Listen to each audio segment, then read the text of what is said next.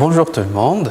Donc, après avoir présenté les principes de l'organisation scientifique de travail avec Frédéric Taylor et Henry Ford, et après avoir présenté les avantages et les inconvénients de cette nouvelle méthode d'organisation au niveau des usines américaines, maintenant on va passer pour voir un autre classique, un autre personnage, un autre auteur de l'école classique. Mais cette fois-ci, ce n'est pas un Américain, c'est un Français, donc qui s'appelle Henri Fayol.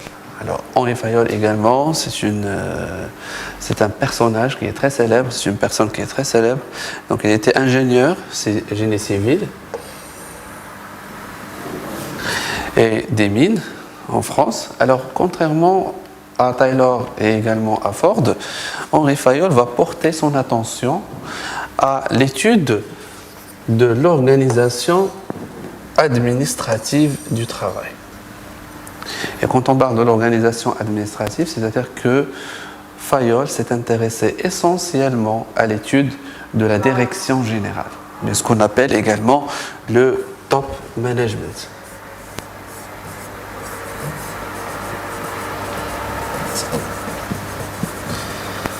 Top management ou bien la direction générale. Alors, selon Fayol, il y a 6 fonctions.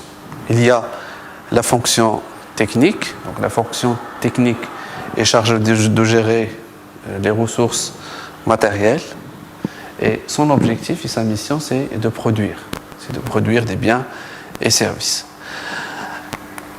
La deuxième fonction, c'est la fonction commerciale. La fonction commerciale, selon Fayol, a pour mission de réaliser et de concrétiser les opérations de vente, d'achat et également d'échange avec les différentes parties prenantes sur ces deux éléments. Il y a également la fonction sécurité. Alors la fonction sécurité a pour objectif de protéger les biens et les services au sein de l'entreprise. La quatrième, c'est la fonction comptable. La fonction comptable, comme vous savez, est une fonction au niveau de l'entreprise qui est chargée de faire les enregistrements. Les enregistrements des opérations réalisées par l'entreprise. Bien sûr, selon une démarche qui est bien déterminée, que vous êtes en train d'étudier dans le cadre du module comptabilité. Il y a également la fonction, selon toujours Fayol, financière. Alors la fonction financière a pour objectif de rechercher et également de mettre à la disposition de l'entreprise les ressources financières nécessaires. Bon, quand on parle des ressources financières, c'est tout simplement l'argent, parce que comme vous savez, l'entreprise a besoin d'argent pour réaliser les opérations, que ce soit au niveau de son exploitation ou bien également au niveau des investissements. Donc ça c'est...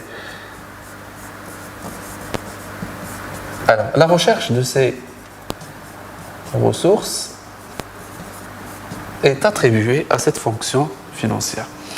Bon, la dernière fonction, c'est la fonction appelée administrative ou bien horizontale, selon toujours Fayol. Pour lui, c'est la fonction la plus importante. C'est la fonction la plus importante, si vous voulez, c'est la tête de l'entreprise. Alors pour lui, la mission principale de cette fonction, c'est-à-dire de la direction générale, DG, c'est de réaliser 5 actions. Prévoir, organiser, commander, coordonner, contrôler. PO3C. PO3C pour l'abréviation. Bien sûr, cette façon de présenter l'organisation aujourd'hui, elle est toujours plus ou moins d'actualité parce qu'on retrouve au niveau de toutes les entreprises ces fonctions classiques. Et vous avez dans les TD un chapitre qui va être réparti selon plusieurs exposés et dans lequel vous allez revoir ces fonctions, mais également vous allez voir et découvrir d'autres fonctions avec votre professeur de TD. Alors, bien sûr, il faut faire quand même des remarques sur certains éléments parce qu'aujourd'hui, ces deux fonctions elles sont fusionnées. Donc aujourd'hui, on parle de la fonction administrative et financière qui gère également le volet comptable et le volet financier. Bien sûr, les achats également qui sort du cercle de la fonction commerciale. Bon, aujourd'hui, les achats sont plutôt liés à la fonction administrative, vu le caractère sensible de ces opérations d'achat qui sont liées aux fournisseurs, au lieu de la fonction commerciale selon Henri Fayol. L'essentiel, ce n'est pas de critiquer, si vous voulez, cette contribution de Fayol, mais c'est de vous dire qu'aujourd'hui, il y a, si vous voulez, une autre façon de faire cette organisation. Mais ça, c'est le point de vue de Fayol, c'est la contribution de Fayol. Et comme je vous ai dit, elle est toujours d'actualité. Alors maintenant, on va, si vous voulez, zoomer et mettre l'accent sur la contribution majeure de Fayol, à savoir l'OAT, c'est-à-dire l'organisation administrative du travail. Donc on va essayer un petit peu de présenter l'ensemble de ces 5 missions attribuées à la fonction administrative. Alors ces missions ont été décrites dans son ouvrage qui a été publié en 1916, qui porte le nom de Administration industrielle et générale. Et dans cet ouvrage, il précise, si vous voulez, il décortique l'ensemble de ces 5 missions qui sont présentées par l'abréviation PO3C, comme je viens de le signaler tout à l'heure. Alors, pour la première mission de l'administration, ou bien de la fonction administrative, on a prévoir. Donc, le rôle de l'administration, ou bien de la direction générale, c'est de prévoir. C'est de prévoir, ça veut dire planifier. Planifier, bien sûr, l'évolution de l'entreprise. On parle également de planifier ou bien de mettre en place une stratégie pour l'entreprise. Donc, prévoir, c'est planifier. Planifier, c'est-à-dire mettre, si vous voulez, la carte ou bien la carte qui va représenter la démarche de l'entreprise vers son avenir. Il s'agit également des actions liées à l'anticipation. Prévoir, c'est anticiper. Aujourd'hui, quand on parle de la gestion des entreprises, il y a si vous voulez, il y a aujourd'hui des personnes qui associent la gestion ou bien gérer par le fait d'anticiper. Aujourd'hui, vous ne pouvez pas gérer si vous n'avez pas une capacité d'anticiper l'évolution de votre environnement. Et ça, on l'a déjà présenté dans l'environnement de l'entreprise. On a dit que l'environnement présente des opportunités, des menaces. Donc aujourd'hui, vous ne pouvez pas agir sur votre environnement si vous n'avez pas cette capacité d'anticiper son évolution. Donc gérer aujourd'hui, tout simplement, c'est l'équivalent d'anticiper. Et bien sûr, c'est l'administration. C'est la fonction administrative qui est chargée tout simplement de faire cette tâche, c'est-à-dire d'anticiper l'évolution de l'entreprise. Alors, planifier, prévoir, tout ça, c'est tout simplement pour arriver finalement à fixer des objectifs. C'est ça l'objectif, ou bien c'est ça le rôle ou bien la mission de la direction par rapport à ce volet de prévision. Prévoir, c'est tout simplement fixer des objectifs pour l'entreprise. Et ça, c'est très très important pour une entreprise aujourd'hui parce que l'environnement est tout le temps en changement, elle est instable. Il y a, si vous voulez, des évolutions qui sont très rapides et qui peuvent tout simplement menacer l'existence de l'entreprise. Donc, deuxième élément, ou bien deuxième rôle de l'administration, c'est d'organiser. Alors, organiser, ça veut dire tout simplement mener ou bien mettre en place les moyens nécessaires. Donc, on a fixé un objectif, mais je ne peux pas fixer un objectif sans prévoir les moyens. Donc, aujourd'hui, on parle d'un couple. C'est un couple qui est indissociable. Quand on va fixer un objectif, c'est que la première partie du travail. Par la suite, il faut prévoir les moyens. Vous ne pouvez pas, par exemple, demander à vos personnels de se déplacer, par exemple, à une autre ville pour conclure un marché ou bien un contrat, sans, par exemple, mettre en place les moyens nécessaires pour tout simplement y aller. Donc, il faut également prévoir les moyens. Vous ne pouvez pas, par exemple, fixer des objectifs en termes de chiffre d'affaires sans, par exemple, assister votre personnel avec la formation, avec les moyens nécessaires, la logistique, etc. Le téléphone, les PC, etc.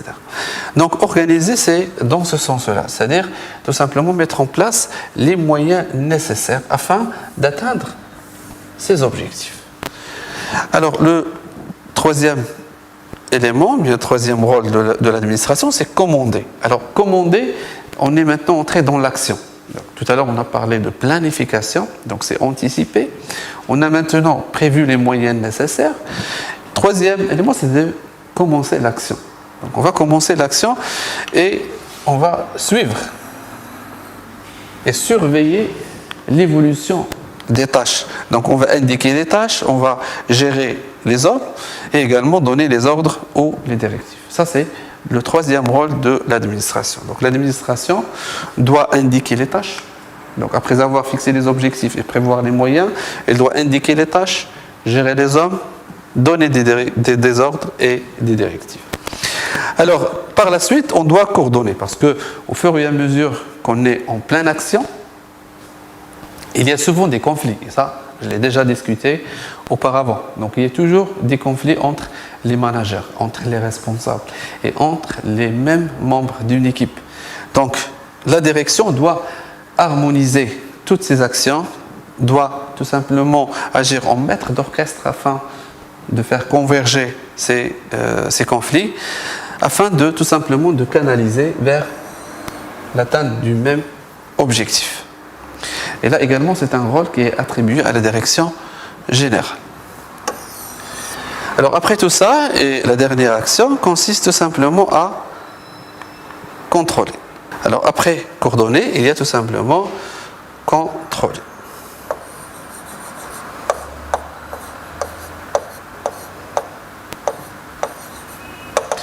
Alors tout à l'heure, on a fixé un objectif. On a dit que l'administration doit fixer des objectifs. On a prévu des moyens, on a indiqué les tâches, on a réparti les tâches, on est en pleine action, on est en train de coordonner, mais à la fin, il faut contrôler. Alors contrôler, ça veut dire tout simplement comparer les objectifs avec les réalisations.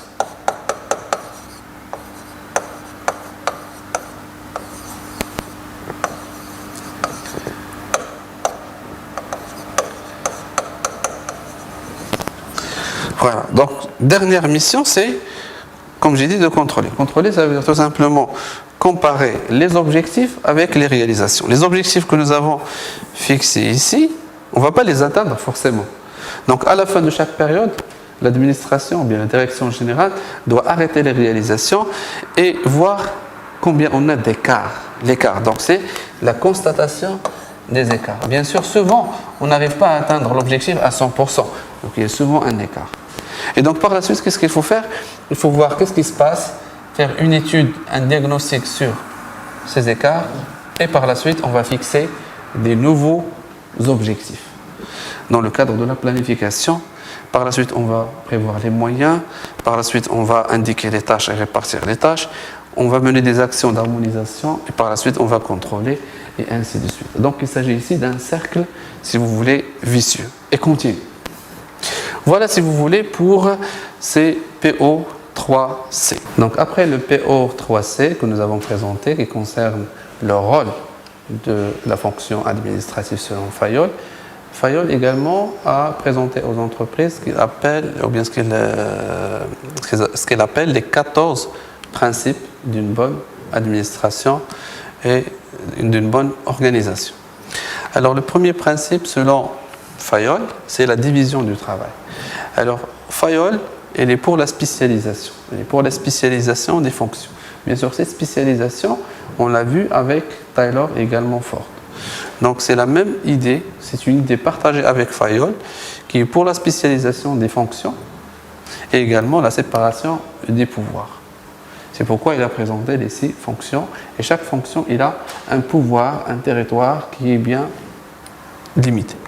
Alors, selon Fayol, l'ouvrier qui fait toujours la même pièce, donc il répète la fabrication de la même pièce, le chef qui traite constamment les mêmes affaires, quotidiennement, acquiert une habilité. C'est-à-dire, avec le temps, ils deviennent des experts. Pourquoi? Parce que la répétition de la fabrication de la même pièce ou bien des mêmes tâches, donc acquiert une habilité assez personnelle, c'est-à-dire une capacité supérieure au traitement de ces tâches, une assurance et une précision qui accroissent leur rendement. Et on voit ici l'objectif finalement de tout ça, c'est le rendement. C'est le rendement. Deuxième principe de Fayol, c'est l'autorité. Alors quand on parle de l'autorité, on évoque implicitement la question du pouvoir. Qui dit autorité dit pouvoir. Ou bien chaque autorité suppose qu'il y a un pouvoir. Alors l'autorité donne au chef et aux responsables d'entreprise le droit de commander, de diriger, d'indiquer les tâches. Mais en même temps, la responsabilité. Vous avez une autorité, mais en contrepartie, vous êtes responsable. C'est pourquoi dans les organisations, quand il y a un problème, on ne s'adresse pas aux subordonnés, on ne s'adresse pas aux employés, mais on s'adresse aux responsables, on s'adresse aux chefs qui ont l'autorité et donc qui ont en même temps la responsabilité. Troisième principe de Fayol, c'est la discipline. Bien sûr, la discipline est liée à l'autorité. Je ne peux pas exercer en autorité, je n'ai pas la discipline, ou bien je n'ai pas l'obéissance, l'assiduité et le respect. Donc ça, c'est lié à l'autorité, il est lié à la discipline. Quand on parle d'une autorité, on suppose implicitement qu'en bas de la hiérarchie, c'est-à-dire au niveau des employés, il y a de l'obéissance, il y a du respect et également de l'assiduité. Le quatrième principe, c'est l'unité de commandement. Alors, l'unité de commandement, c'est l'un des principes les plus importants. Bon, si par exemple, je vous demande de retenir un seul principe parmi ces 14, c'est l'unité de commandement. Alors, l'unité de commandement, selon Fayol, c'est qu'un agent ne doit recevoir les ordres que d'un seul chef. Autrement dit, pour chaque subordonné, on doit avoir un seul et unique chef qui lui donne des directives et des tâches à réaliser. Alors, imaginons l'inverse. Imaginez que vous avez par exemple un subordonné, ou bien un employé, et qui reçoit, ou bien qu'il y a deux chefs. Donc, chef 1 et chef 2. Donc, imaginons cet exemple. Donc, il va recevoir des directives de ce chef et également des directives de ce chef. Donc, ici, le subordonné ou bien l'employé va être, si vous voulez, dans l'embarras. Est-ce qu'il va suivre d'abord, est-ce qu'il va donner la priorité au chef numéro 1 ou bien au chef numéro 2? Donc ça, c'est un principe contre l'organisation. Dans une organisation, on doit toujours avoir une unité de commandement. C'est-à-dire tout simplement, un agent doit avoir un seul chef et doit recevoir des ordres d'un seul et unique chef. Le cinquième principe, c'est l'unité de direction. Alors, ici, on parle d'un seul responsable pour un ensemble d'opérations visant la réalisation du même objectif. C'est pourquoi, d'ailleurs, tout à l'heure, on a vu les 6 fonctions.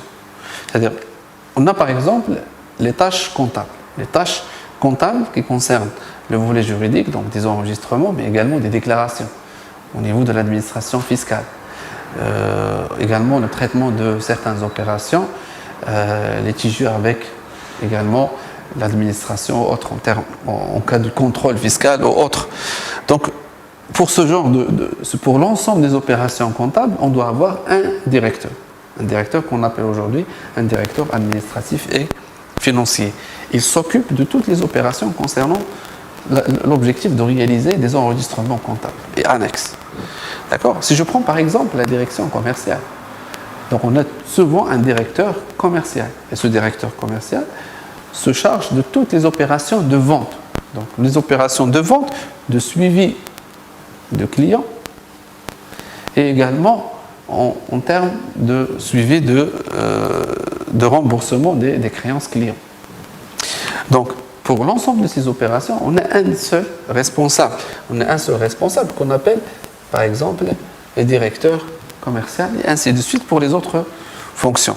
Donc on a l'unité de commandement pour le subordonné, mais au niveau de la direction, on doit avoir une unité de direction. C'est-à-dire qu'on doit s'organiser de telle façon à mettre un ensemble d'opérations qui visent à atteindre le même objectif sous la direction d'une seule personne, l'unité de direction. Alors vous avez également le sixième principe, c'est la subordination de l'intérêt particulier à l'intérêt général de l'entreprise. C'est-à-dire que dans une organisation, on ne doit pas agir pour son propre compte. On doit agir pour le compte de l'entreprise, pour le compte de l'intérêt général de l'entreprise. Bien sûr, c'est un principe qui est très important. Des fois, le non-respect de ce principe peut causer des calamités pour l'entreprise. Et on l'a vu dans plusieurs, si vous voulez, histoires. Par exemple, les crises, par exemple la crise financière de 2007, c'était à cause, si vous voulez, des commerciaux de la banque qui donnaient des crédits pour réaliser ou bien pour faire entrer des primes, ou bien pour encaisser des primes. Mais à un moment donné, ils ont commencé à distribuer des crédits pour des personnes qui sont par définition, selon leur profil, sont incapables de rembourser les crédits. Donc, la subordination de l'intérêt particulier à l'intérêt général, ça veut dire tout simplement qu'on doit prévaloir toujours l'intérêt de l'entreprise. La même histoire avec l'exemple de Samsung que je vous ai déjà expliqué également auparavant. Les commerciaux voulaient faire sortir la nouvelle version de Samsung ou bien de la Note, et à un moment donné, cette pression qu'ils ont mise sur le responsable ou bien les responsables de production a fait ou bien a généré ce problème de Samsung de batterie. Donc ils voulaient agir pour leur propre intérêt parce que les commerciaux ils sont en concurrence sur un marché, mais ils sont en concurrence également pour avoir plus de prix et réaliser plus d'objectifs. Alors que normalement il fallait prévaloir l'intérêt général de l'entreprise. Donc ça c'est un des principes également qui sont les plus importants présentés par Fayol. Le septième c'est la rémunération du personnel. Alors selon Fayol, la rémunération, c'est-à-dire le paiement des salaires pour l'employé ou bien pour les responsables doit être équitable, juste, en fonction de l'effort. On parle ici de la contribution-rétribution, ou bien le rapport entre la contribution sur la rétribution. Ça, c'est un ratio qui est très utilisé pour connaître votre valeur ajoutée. Donc la contribution, c'est de la part du salarié ou bien de l'employé. C'est lui qui contribue par son effort, par son travail. Donc il fait la contribution à l'entreprise et en contrepartie, il touche une rétribution, c'est-à-dire un salaire. Bien sûr, ce rapport il doit être juste, c'est-à-dire proche de 1. C'est-à-dire que la contribution doit égaler, doit être équitable, doit être juste, doit être l'équivalent de la rétribution. La contribution du salarié doit être égale la contribution. Donc ça, c'est pour le principe de rémunération selon Fayol. La concentration. Alors, Fayol, elle est pour l'administration, pour la concentration du décision de la planification au niveau de la direction générale. C'est-à-dire que les décisions et les planifications, surtout stratégiques, doivent être centralisées par la direction générale. C'est pourquoi, dans son apport, Fayol a donné beaucoup d'importance à l'administration. C'est pourquoi on appelle ça les OAT, Organisation administrative du travail. Alors, le 9e principe, c'est celui de la hiérarchie. Alors, selon Fayol, chaque individu doit connaître sa position dans l'entreprise. Et cette position, elle est décrite généralement par ce qu'on appelle un organigramme. Là également, vous allez le voir au niveau des organigrammes. L'organigramme, il décrit les positions hiérarchiques au niveau d'une entreprise. Donc chaque individu doit connaître quels sont ses subordonnés et également quels sont ses responsables, les chefs. Le 10e, c'est l'ordre. Alors l'ordre ici, c'est de mettre chaque personne à sa place. Donc il faut tout simplement connaître les compétences de vos employés et de les affecter dans, si vous voulez, leur place, en fonction bien sûr de leurs compétences et de leur centre d'intérêt. Donc mettre chaque personne à sa place, ça c'est l'ordre. Sinon vous allez avoir un désordre. On ne peut pas par exemple affecter un commercial qui n'a pas de connaissances en comptabilité à la fonction comptable pour faire des enregistrements et vice versa. Alors le 11e, c'est l'équité. Alors l'équité, c'est tout simplement le fait de traiter les subordonnés sur le même pied d'égalité. Bon, les managers, ils sont souvent des responsables et ne doivent pas faire des préférences. Ils doivent traiter leurs subordonnés sur le même pied d'égalité. Et sinon, vous risquez tout simplement de perdre des ressources humaines, de perdre des potentiels, de perdre également une force de proposition dans votre équipe. Donc, traitez les subordonnés, ou bien les employés sur le même pied d'égalité. Le deuxième, c'est la stabilité du personnel. Alors, Fayol, il est pour la stabilité du personnel. Donc, c'est par rapport à ce premier principe de la division de travail. Alors, quand le personnel est stable, généralement, ça permet de remplir ses fonctions. Aujourd'hui, il y a d'autres visions qui sont pour la polyvalence. Mais il n'y a pas vraiment une contradiction avec la stabilité du personnel, parce que la polyvalence veut dire tout simplement le fait de s'ouvrir sur d'autres tâches, la réalisation des autres tâches. Mais malgré ça, il faut garder une certaine stabilité, c'est-à-dire que ce taux de rotation du personnel d'un service à un autre, il doit être en respect bien sûr d'un ordre, c'est en fonction des compétences des personnes, mais également pour garantir une certaine stabilité, parce que quand on emploie quelqu'un dans un poste, les tâches qu'il va réaliser, elles ont une certaine lenteur au début. Donc il lui faut un peu de temps avant de devenir un spécialiste. Alors pour Fayol, il est pour la stabilité du personnel, parce que selon lui, ça permet de bien remplir ses fonctions. Donc à force de répéter la même tâche, la fabrication de la même pièce, on devient spécialiste. Elle est également pour l'initiative, c'est-à-dire la possibilité, ouvrir la possibilité de proposition pour le personnel. Alors pour lui, cette participation du personnel va nous permettre d'augmenter le rendement des salariés. Au lieu tout simplement de limiter le rôle des responsables et des salariés à des tâches répétitives, on doit également de temps en temps les écouter tout simplement leurs propositions et les laisser faire des initiatives. Alors le dernier, c'est tout simplement l'union du personnel. Alors selon Fayol, l'union fait la force. L'union fait la force. C'est-à-dire qu'il faut tout simplement travailler cet aspect d'union. Il y a dans des entreprises aujourd'hui, on fait le contraire. C'est-à-dire séparer les gens. Ou bien tout simplement diviser pour régner. Comme on dit, diviser pour régner. Il y a aujourd'hui des managers qui adoptent cette vision. C'est-à-dire, pour bien gérer, ils mettent leurs subordonnés en conflit. Comme ça, ils ont toutes les informations. Bon, chacun vient pour raconter ce qui s'est passé, peut-être raconter des choses qui ne sont pas vraies, etc. Mais ça, c'est une mauvaise manière pour gérer les organisations. Il ne faut pas diviser les gens pour les diriger. Au contraire, selon Fayol, l'union fait la force. Voilà, si vous voulez, les 14 principes présentés selon Fayol. Alors maintenant, on va voir et on va passer à un autre classique, un troisième auteur classique. Également, il est très célèbre. C'est vrai que c'est un auteur qui n'a pas une proposition par rapport aux entreprises, parce qu'elle a fait son apport pour un type particulier d'organisation qu'on appelle la bureaucratie. Alors, il s'agit tout simplement de quelqu'un, ou bien d'un auteur qui est très célèbre, c'est Max Weber. Max Weber, c'est un grand auteur du management de l'organisation. De façon générale, c'est un économiste et sociologue allemand qui n'a jamais pratiqué au niveau de l'entreprise. Alors, l'apport principal de Max Weber, c'était dans le cadre, en organisation, était par son étude de la bureaucratie. La bureaucratie, c'est une forme d'organisation qui est tout simplement purement administrative. C'est-à-dire que tout simplement, l'État. Parce que la bureaucratie, elle se retrouve dans l'État général.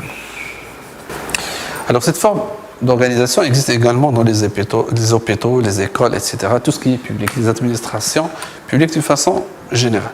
Alors, selon lui, ce type d'organisation repose sur le respect des normes, des procédures et du règlement. Alors, selon ou bien selon Max Weber, dans une organisation bureaucratique, il y a trois formes d'autorité. Il y a trois formes d'autorité.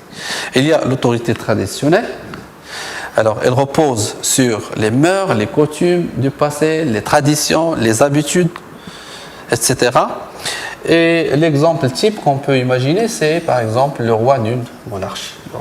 Le roi est roi parce qu'il est roi, ou bien il est fils de roi. Donc ici, il a une autorité qui est de type traditionnel, qu'il a hérité. Et donc, ce type d'autorité, c'est une autorité qui est traditionnelle. Elle obéit tout simplement à des traditions, à des coutumes qui sont liées au passé. La deuxième autorité également, dans une forme bureaucratique, c'est celle de l'autorité charismatique. C'est-à-dire que la personne en question, qui est le leader ici, il a une personnalité charismatique.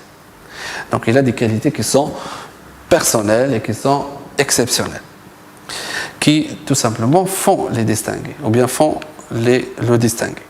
Alors je peux par exemple vous donner l'exemple de certains leaders politiques, comme par exemple Saddam Hussein, donc l'ancien président de l'Irak qui a décédé, et Recep Tayyip Erdogan par exemple, l'actuel président de la Turquie. Bien sûr, les personnes qui suivent la politique ressentent si vous voulez, cette personnalité charismatique de cette personne, ou bien de ce président. Donc il a, si vous voulez, ce charisme. Alors selon Max Weber, ce type d'organisation est instable par sa construction.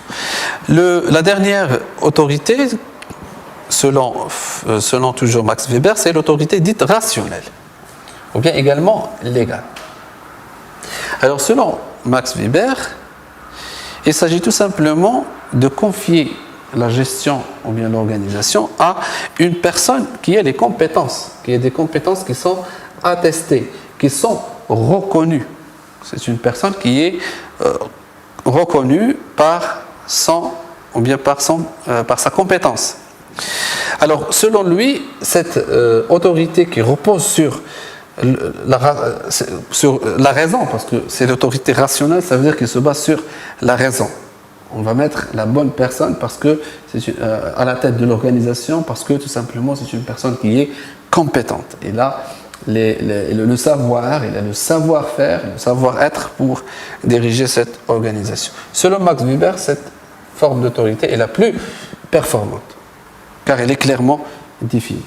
Donc, si vous voulez, on a une fiche de compétences, une description de compétences nécessaires pour gérer une telle organisation. Alors, nous pouvons également remarquer à la fin que finalement, ces trois formes d'autorité peuvent se combiner. C'est-à-dire vous pouvez avoir une personne charismatique, mais également qui a une autorité traditionnelle. Ou bien qu'il y a par exemple, une personnalité charismatique qui va faire évoluer l'autorité à une autorité traditionnelle. Et ainsi de suite. Donc, ces trois types ces trois formes d'autorité, elles peuvent être complémentaires et évolutives. Alors, nous avons ici une petite synthèse sur l'ensemble de l'étude de la bureaucratie selon Max Weber. Alors, selon Max Weber, la bureaucratie, qui, comme je viens de vous dire, est une forme qui est dédiée aux administrations publiques, présente des avantages. Pourquoi ? Parce qu'il y a des procédures qui permettent tout simplement de neutraliser et de traiter les gens sur le même pied d'égalité. Les règles qui sont suivies dans une bureaucratie sont généralement équitables et justes. Donc par exemple, on demande pour avoir par exemple sa carte nationale, sa carte d'identité nationale, il y a les mêmes règles, la même procédure, les mêmes pièces à présenter. Donc il y a, si vous voulez, une certaine équité et justesse dans ce forme de bureaucratie. Alors l'égalité entre les citoyens, on traite les citoyens sur le même pied d'égalité. Mais la limite majeure, c'est que finalement, ce mode d'organisation qui est bureaucratique présente des dysfonctions, bien peut présenter des dysfonctionnements. Bon, généralement, il y a de la lourdeur, la lenteur, la rigidité des fois dans ce genre de forme d'organisation, à savoir la bureaucratie. Alors, je vais vous présenter quelques images qui illustrent, si vous voulez, ces dysfonctionnements, comme vous pouvez le voir ici, à travers ces trois images. Donc, la lenteur, la lourdeur, des fois, on ne reçoit pas les gens. Et selon Einstein, il y a, si vous voulez, il y a une citation de Albert Einstein qui dit que la bureaucratie réalise la mort de toute action. Voilà, alors d'une façon générale, pour résumer les principes de l'école classique, donc on a vu 4 auteurs, on a vu Frederick Taylor, Ford, Henry Ford, on a vu également la contribution de Fayol et celle de Max Weber qui a été réalisée bien sûr pour une forme d'organisation qui est la bureaucratie. Alors d'une façon générale, les principes de l'école classique sont la division du travail. Et ça, on l'a vu chez Ford, chez Taylor et également chez Fayol. C'est la division du travail. C'est un principe essentiel pour une organisation performante et efficace selon l'école classique. La spécialisation des tâches. La spécialisation également, c'est un principe que nous venons de découvrir on vient de redécouvrir avec Fayol, mais on a déjà parlé de la spécialisation avec avec Taylor et Ford.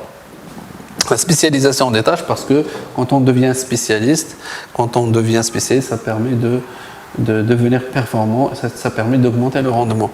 L'unité de commandement, c'est tout simplement un subordonné doit recevoir les ordres d'un seul chef. Donc ça, c'est un principe que je vous ai dit qui est très important et qui a été présenté par Fayol. La hiérarchisation des fonctions, donc chaque type d'opération doit être dirigé par un seul chef. On doit tout simplement, chaque membre dans une organisation de type classique, il doit connaître et reconnaître sa place et sa position dans la hiérarchie. Et puis la rationalité, tous ces principes, soit avec Fayol, soit avec Ford, soit avec Taylor, soit avec Max Weber, visent, si vous voulez, atteindre un niveau de rationalité, c'est-à-dire l'utilisation de la raison, qui a tout simplement pour objectif d'optimiser ou bien de maximiser le bénéfice en réduisant le coût. Si vous voulez, ça c'est l'idéologie de l'école classique. L'école classique, et là cette idéologie, tous ces principes, ils visent à maximiser le bénéfice des entreprises. Il faut séparer entre les tâches de conception et d'exécution, c'est pour réaliser plus de bénéfices. Et bien sûr, c'est pour réduire des coûts. Les 14 principes de Fayol, c'est pour augmenter le bénéfice et réduire les coûts, etc.